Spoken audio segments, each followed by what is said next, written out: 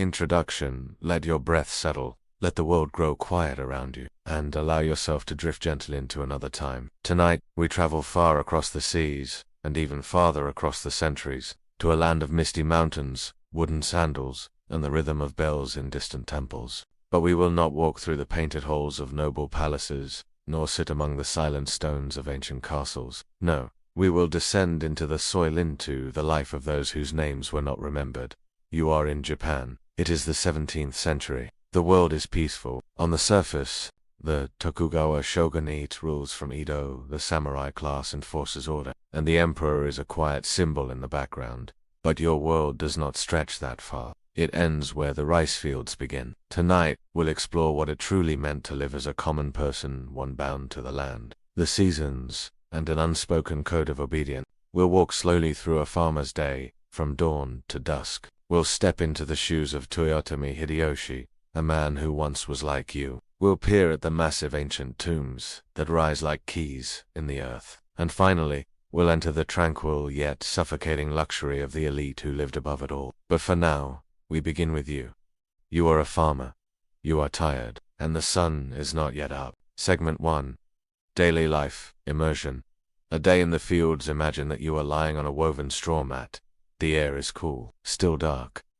The soft hush of insects surrounds you. Your eyes open not because you want them to, but because you must. The rooster crows from somewhere beyond the bamboo fence. You hear him every morning. Sometimes, in your dreams, you hear him too. The thatched roof above your head lets in a faint draft, and you pull your rough cotton robe tighter. The seams are worn, but it is yours. Your home is a single room, shared with your wife, your 2 children, and your elderly mother. There is no privacy, no furniture, as you might know it.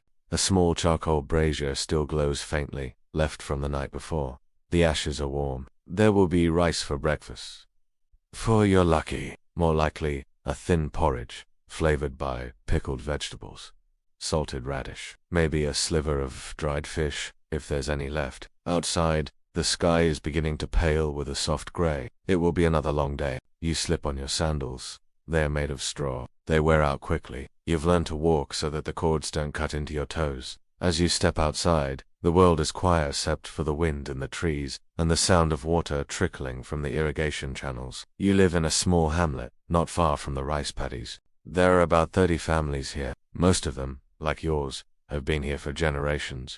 No one owns the land. Not really, the daimyo owns it, or rather, his clan does. You work it, and in exchange, you pay. Not in money, but in rice, measured carefully, weighed precisely. Too little, and there are consequences. Too much, and your family goes hungry. The rice harvest is sacred, not because you love it, but because it is everything. It is food, tax, offering, and obligation. The soil must be turned. The seedlings must be planted by hand, bent low for hours, knee-deep in water and mud. The sun burns, the insects bite, but you do not complain. That, too, would be dangerous. The village headman records your quota. He reports to a samurai tax official, who arrives once a month on horseback. He doesn't speak to you directly. He wears 2 swords. You bow deeply when he passes. There is a shrine near the edge of the fields, shaded by old cedar trees. Sometimes, on your way to work, you stop there. You press your palms together, bow twice, and offer a silent wish. That the rain will come on time, that the rice will grow straight, that your son will not be called for labor service. Because that, too, is part of life. Repairing roads, digging canals, carrying supplies for the samurai. You owe your lord your back, your hands, and if necessary, your children. The seasons govern everything.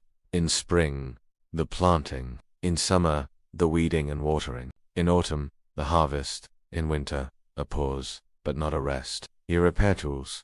You patch roofs. You mend your robe, over and over again. There is a woman in your village who lost her husband last year. She lives with her brother now, because a woman cannot own land. She carries water. She does not speak much. There is a boy in the next village who insulted a local official. He was beaten publicly. His family paid for his mistake. This is the rhythm, a quiet, enduring rhythm.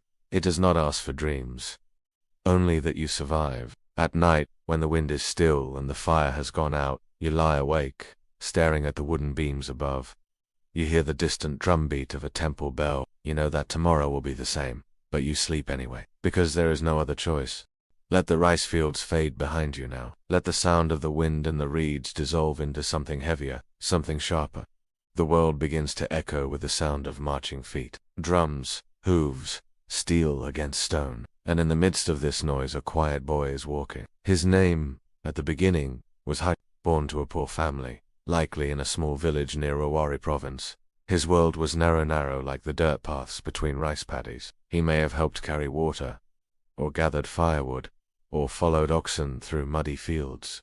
Nothing grand, nothing worth recording, just another nameless child in a land where status was fixed like the stars. But Hayashi watched, and as he grew, he did not just watch, he moved. Not with weapons, not with banners. He moved with wit. He left his home, perhaps as a teenager, to become a servant in a temple. But temple life is structured, slow, and heavy with obedience. And Hayoshimaru had other ideas. He ran away. Some say he wandered the countryside. Others say he learned carpentry skills that would serve him later. Eventually, he entered the service of a man few yet respected. Uda, now Nobunaga, wild, eccentric, utterly brilliant, was the kind of leader that a country in chaos produces only once in a generation. The Sengoku era, the Warring States period, was already in full fury. For over 100 years, Japan had been fragmented. Daimyo fought. Daimyo castles fell. Alliances cracked. It was an age of ambition and ruin. In this boiling pot of unrest, Hideyoshi found his moment. At first, he did the smallest of tasks. He carried sandals, prepared tea, fixed things, but he did them quickly, quietly, efficiently. He became a master of logistics, understanding not just how battles were fought, but how they were supplied, how roads were prepared, how armies moved. He organized soldiers, oversaw castle repairs, calculated rations. He had no sword, but he built the foundation for those who carried them. Soon Nobunaga noticed. He saw something useful in the nimble, wiry young man. He nicknamed him Saru, Monkey, half mockery, half affection. But monkeys are clever. Monkeys climb, and Hideyoshi climbed fast. He was promoted, given command, entrusted with negotiations. He did not win glory on the battlefield with brute strength. He won with timing, persuasion, and relentless competence. When Nobunaga was betrayed, burned alive in a temple by one of his own generals, many assumed all was lost. Rivals circled, but not Hideyoshi. He moved immediately. He gathered the surviving forces, formed alliances with rival lords, and pursued the traitor with unmatched speed. Within days, he brought the assassin to justice. And within weeks, he had positioned himself as the natural heir to Nobunaga's legacy. The court didn't quite know what to do with him. He was still on paper a commoner. But commoners don't command armies. They don't build castles. So Hideyoshi remade himself. He was given the surname Toyotame, a new identity crafted by imperial decree. A name that meant abundant minister, though it could just as well have meant the one who rewrote the rules. He built Osaka Castle, a vast, dazzling fortress that loomed over the landscape with golden tiles and towering walls. He organized land surveys, tax reforms, weapon confiscations. He disarmed the peasantry, forbade them from leaving their land, and solidified the class divisions that Japan would maintain for centuries. No one else would climb the way I did, he seemed to say. The ladder ends here. And in some ways, it did. Yet Hideyoshi was not only a builder of laws, he was also a dreamer, and his dreams turned outward. He longed for more. He envisioned a Japanese empire that extended into Korea and beyond. He launched invasions. Thousands died. He did not set foot on foreign soil himself, but his generals, under his orders, brought destruction to the peninsula. The wars strained his reputation, they strained the coffers, and, in time, they failed. But by then, Hideyoshi had turned inward. He grew older, and as his power peaked, so did his fear. He executed those he once trusted. He ordered the deaths of entire families, sometimes for treason, sometimes for imagined slights. He turned to rituals, omens, and shadows. At the end of his life, he focused on only one thing. His son, Hideyori, still a baby, was meant to inherit everything. To secure the child's future, Hideyoshi established a council of powerful lords, a regency, to protect him. But the moment Hideyoshi died, the balance collapsed. The strongest of the lords, Tokugawa, Ieyasu, seized the moment. And a few years later, the Tokugawa shogunate would begin ushering in more than 2 centuries of peace, order, and isolation. Toyotomi Hideyoshi was gone, his family extinguished, but his legacy lingered. Today, historians remember him as a paradox, a man of the people, who distrusted the people, a self-made ruler, who froze society to prevent others from doing the same. He loved art, but unleashed war. He expanded power, and feared it. He was, in every sense, the child of his time, and yet, when you think of that peasant in the field head low, Hans Roy, it is remarkable to know that one of them once reached the very top. Close your eyes, and imagine yourself walking through a silent forest in central Japan. The trees are tall, the path narrow and soft beneath your feet. The only sounds are wind in the branches and the rustling of unseen birds. Then, rising before you like a sleeping hill, a shape, too perfect, too deliberate. Not a mountain, not a temple, a keyhole. This is a coffin, an ancient burial mound. Its name means simply old tomb, but there is nothing simple about it. Scattered across Japan, especially near Osaka and Narahandra, of these monumental tombs. Some are small, grassy humps, barely noticed by shaped unmistakably like a keyhole, a circle fused to a triangle, their meaning long forgotten. Others are colossal, ringed by moats, covered in vegetation. The largest of them all is Daeson Kofon, traditionally believed to be the resting place of Emperor Nin. Its size surpasses even the pyramids of Giza. From the ground, you see only forest and moat. From above, it becomes unmistakable, its form deliberate, geometric, massive.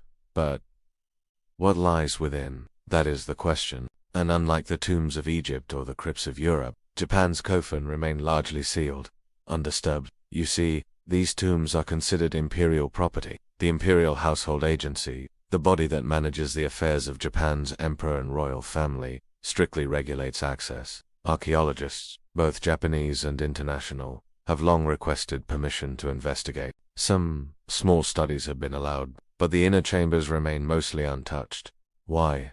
It is said to be out of respect, out of tradition, out of a desire to preserve what remains. But some wonder, is it simply reverence, or is it fear of what might be found? The coffin date back to a time before recorded history in Japan, roughly the 3rd to 6th centuries CE. This was before the formal introduction of Buddhism, before the samurai, before centralized government as we know it. A period historians call the coffin era, named after the tombs themselves. And yet the people buried inside, whoever they truly were, held immense power. To build such mounds required thousands of laborers, organized effort, and unwavering social control. Grave goods, found in smaller coffins, suggest richer rituals. Iron weapons, armor, mirrors, clay figurines, known as hani, placed on the surface, some in the shapes of humans, animals, even houses. Perhaps they were guardians, perhaps messengers, or perhaps simply symbols meant to be seen by the gods. In recent decades, non-invasive studies using ground-penetrating radar and remote sensing have offered glimpses beneath the surface. Hidden chambers, walls of stone, wooden coffins, some decorated, some burned. One such tomb, partially excavated and allowed for study, revealed strange details. The remains inside were not definitively Japanese. Some features resembled those found on the Korean peninsula, or even from regions farther west.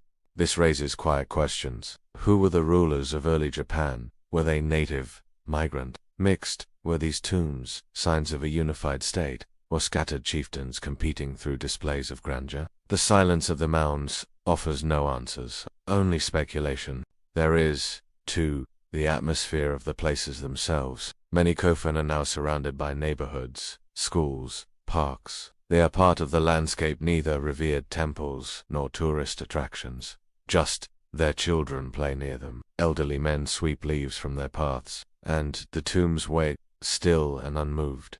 In some localities, they are seen as protectors, in others, as shadows. Sometimes, you will see offerings placed quietly at their base, a flower, a folded paper, a coin, as if someone, somewhere, remembers.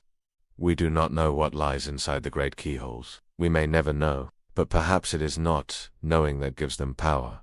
The earth is quiet, the forest grows thicker, and beneath it all, a mystery breathes slowly in the dark.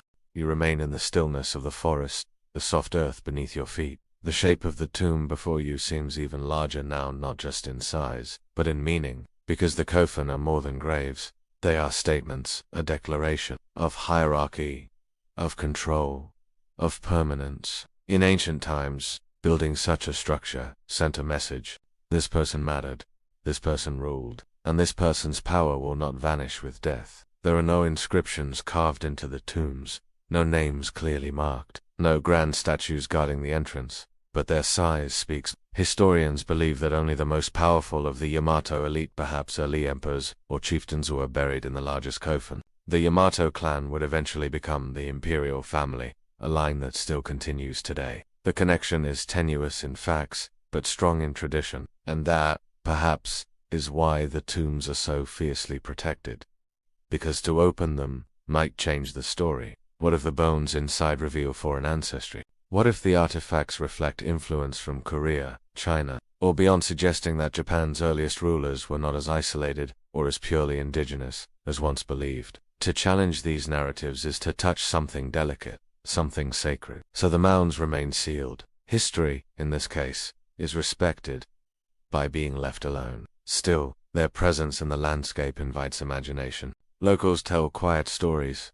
Some say the tombs are haunted, that at night, strange sounds rise from the earth. Others believe their places of good fortune walk clockwise around one, they say, and your wish may come true. Some couples bring offerings before marriage. Some elders bow as they pass. There is also a peculiar calm around them.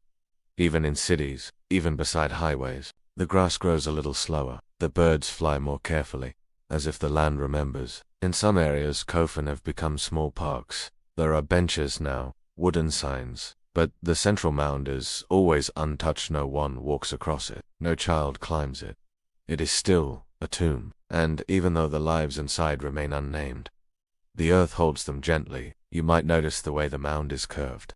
Not symmetrical, not smooth, natural, yet shaped. The triangle at the front, like a ceremonial platform. The roundness at the back, like a womb of earth. Some believe the shape itself holds meaning, that the design reflected spiritual cosmology, that the round side was for the soul, and the square side for the body, a transition from one world to another. Others believe it was practical, for visibility, for defense, for ceremony. We may never know, but perhaps it's the not knowing that gives them peace, a kind of permission to rest. So tonight, in the dark silence of these ancient hills, nothing moves, but deep beneath the moss and the earth, there is memory. Not a loud one, not a sharp one, but a quiet memory. A memory shaped like a key. And maybe, just maybe, it unlocks something. It is late afternoon. The sun filters softly through slatted wooden windows. The air smells of cedar, warm rice, and incense. You are no longer in the fields. You walk slowly, your feet bare, across smooth tatami mats. This is the residence of a daimyo or feudal lord. And nothing here is accidental. The daimyo was not just a nobleman. He was a warlord, a landowner, a governor, and often a courtly performer. Appointed by the shogunate, he ruled over vast territories, villages, farmlands, forests, managing taxes, policing borders, maintaining loyalty. But inside his home, the violence of authority became stillness. Every scroll was perfectly hung, every stone in the garden placed with care. Even the silence seemed curated. You remove your sandals at the entrance. A servant greets you, bowing deeply. Their kimono is immaculate, their eyes lowered. They lead you through corridors, lit by soft lamps made of oiled paper. The walls slide open with a gentle sound, revealing rooms that seem larger than their space, created not by volume, but by restraint. In the main chamber, the lord sits. He wears a dark robe, simple in cut, but rich in fabric. At his side, a sword, not drawn, not needed. It rests as a symbol. He may be reviewing petitions, he may be listening to poetry, or performing the tea ceremony, a ritual of gestures and silences passed down for generations. A pond reflects the sky. Carps swim without urgency. A small bridge curves over still water. The gravel has been raked into perfect patterns by a gardener who arrived before sunrise. The daimyo's day is full, but slow. Meetings with advisors, messages sent to Edo guests, arriving with tribute bowls of rare fruit, fabrics, lacquered gifts. Every action is watched, every word recorded by scribes. Though the daimyo is powerful, he lives under constant scrutiny. The Tokugawa regime maintains order not just through military might, but through systems of control. Marriages arranged to prevent alliances. Hostages sent to Edo to guarantee obedience. Travel strictly limited. Even the layout of his estate down to the width of hallways is subject to regulation. This is not freedom. It is privilege bound in rules. In the inner quarters, women of the household move quietly. They are wives, concubines, daughters, attendants. Their world is separate. They oversee the kitchen, the storerooms, the ceremonial duties. Sometimes, in the stillness of the night, they write poetry on thin rice paper, poems about seasons, about longing, about lives spent in elegant confinement. Somewhere, behind another wall, a young boy is practicing his calligraphy. He dips the brush slowly. Ink flows across the page with a deliberate stroke.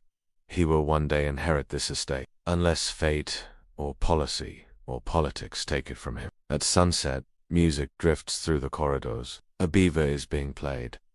Low, gentle, a song without words. Servants begin to light small lanterns. The smell of burning oil and pine reaches every corner of the house. The daimyo retires. He kneels briefly before his family shrine, his head bowed, not speaking. His day ends the way it began, with ritual.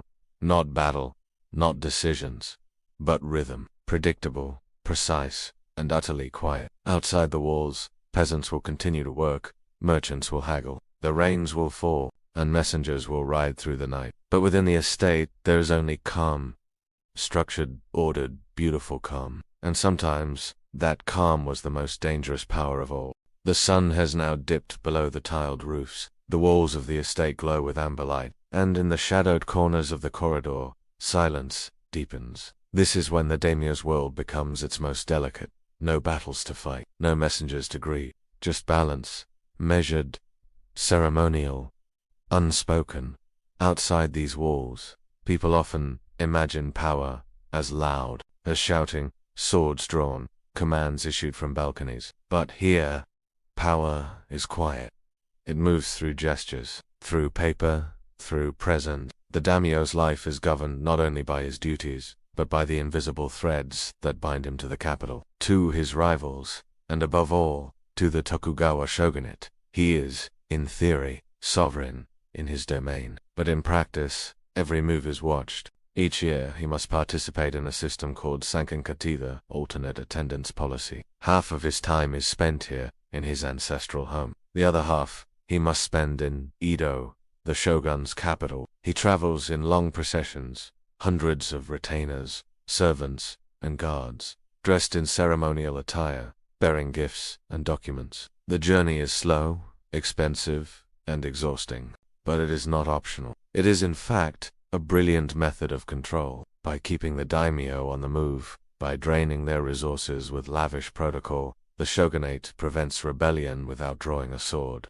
His family, his wives, his children remain there year-round, as quiet hostages.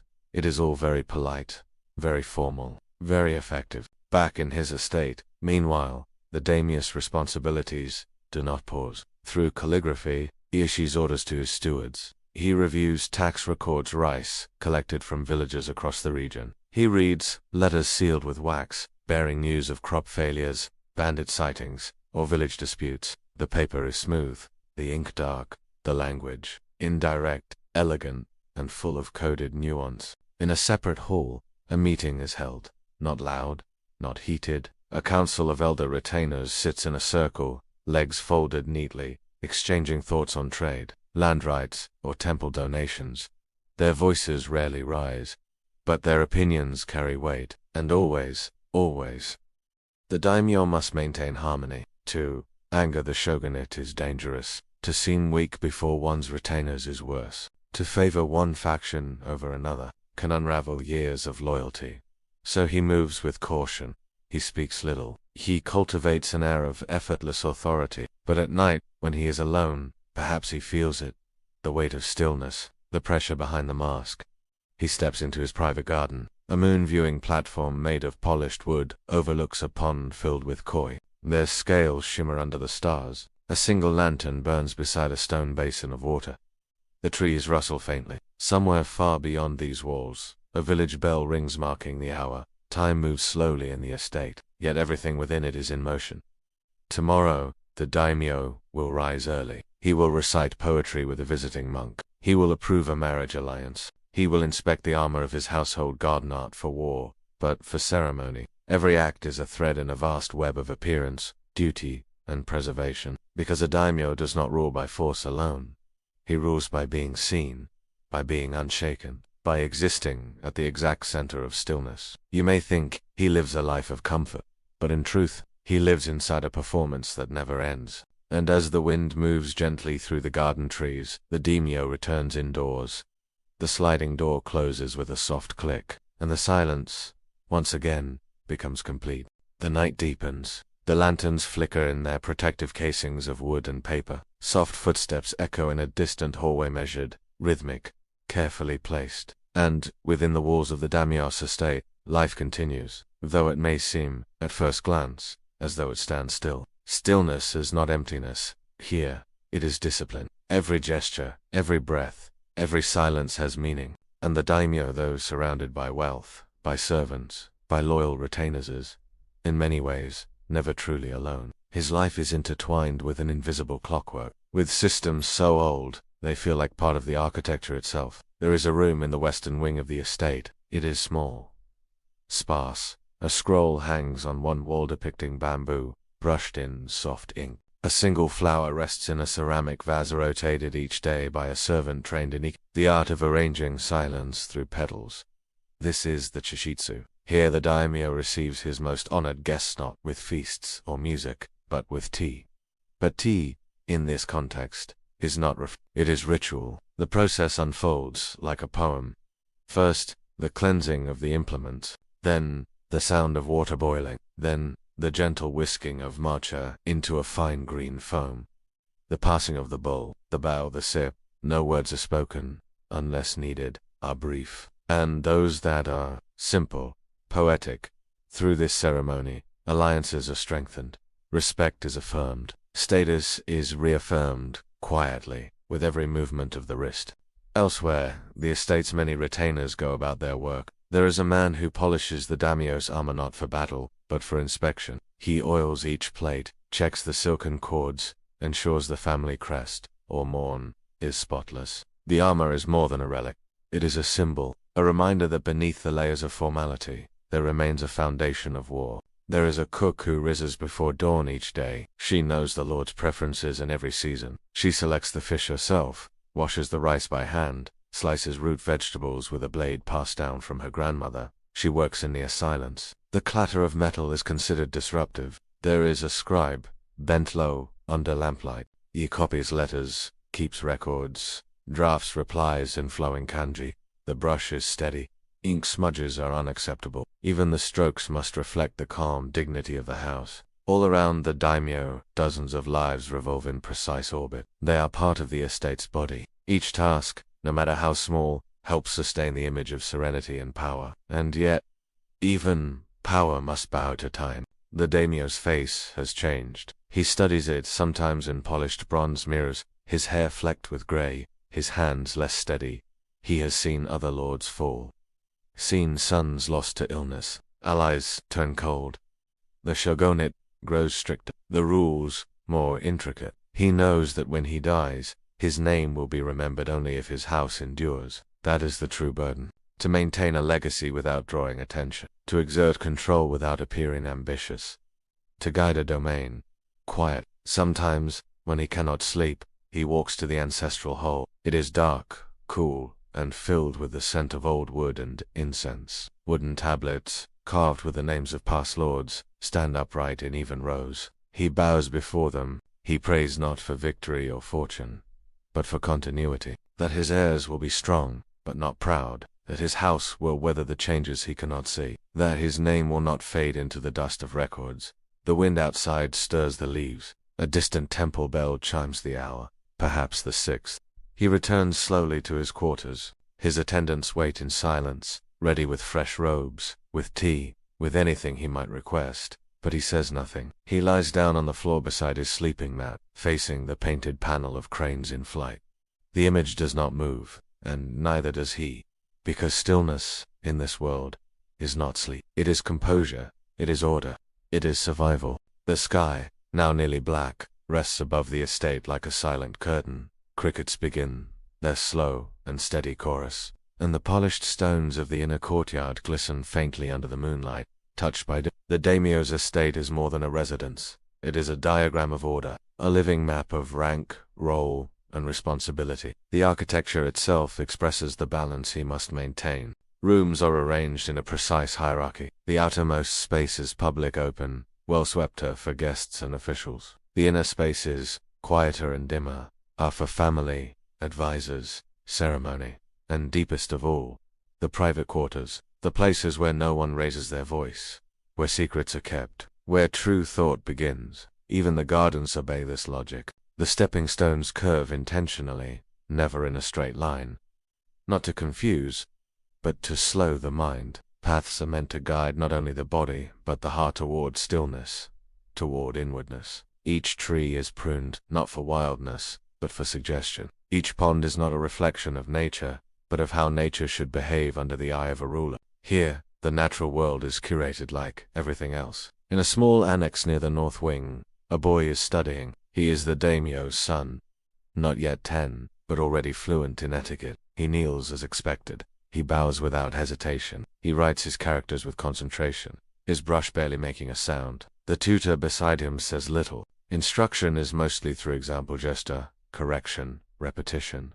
The boy will not run freely through the halls. He will not shout. He is being prepared not to live, but to represent, because the future of the house rests on him, and the expectations he inherits weigh more than his small shoulders can yet understand. In the adjacent chamber, his older sister is a fan, perhaps, or a crane in flight. She will one day be married into another noble family, not for love, but for alliance. Her manner will be observed. Her silence will be prized. She must speak only when spoken to. She must bow with the correct depth. She must, above all, reflect the refinement of her house. The daimyo visits them only occasionally, and always with formality. A father, yes, but more than that, a figure of authority. Affection is present, but distant.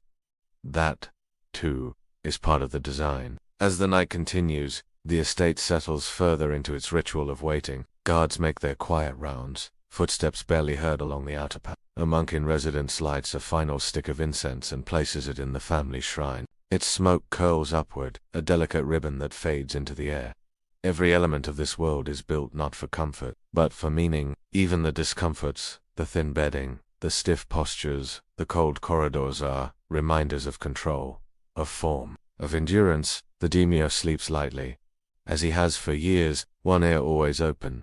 His dreams, if they come, are brief. He dreams of water, of cranes flying over reeds, of a bell tolling in the morning fog, and perhaps, just briefly, he dreams of the time before all of this, before the shogunate, before the order, before the stillness, when lords still warred openly, and sons still died in armor. He does not miss that time, but he remembers it. It is that memory, distant, cold, wordless, that keeps him so precisely still. And now, the house is silent. The rice fields sleep beneath a blanket of mist. The tombs rest undisturbed beneath the earth, and the centuries return to stillness. Tonight, you've walked among those who left few words behind.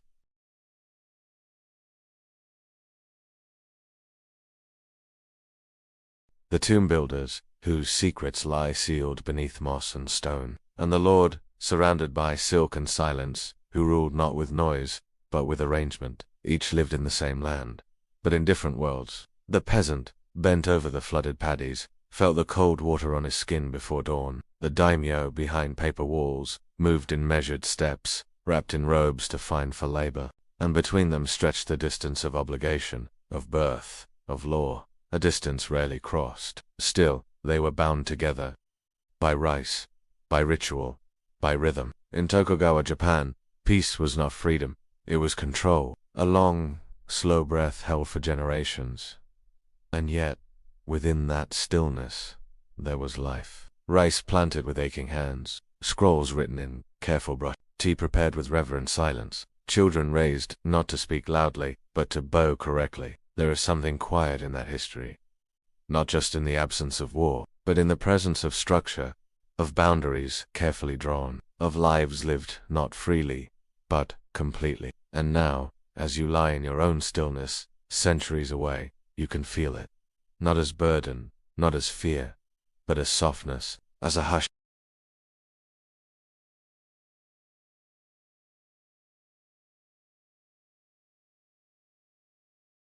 Even the quiet, even you.